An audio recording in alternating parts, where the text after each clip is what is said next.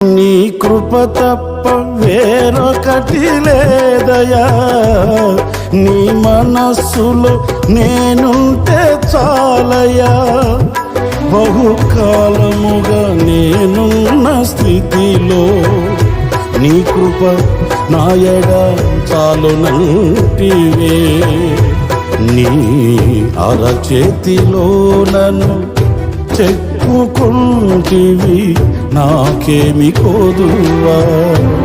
ఈ స్తుతి మహిమలు నీకే చెల్లించెదను జీవితాంతము.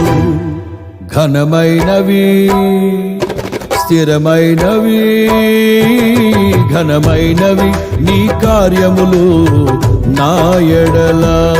స్థిరమైనవి నీ ఆలోచనలు నా యేసయ్యా.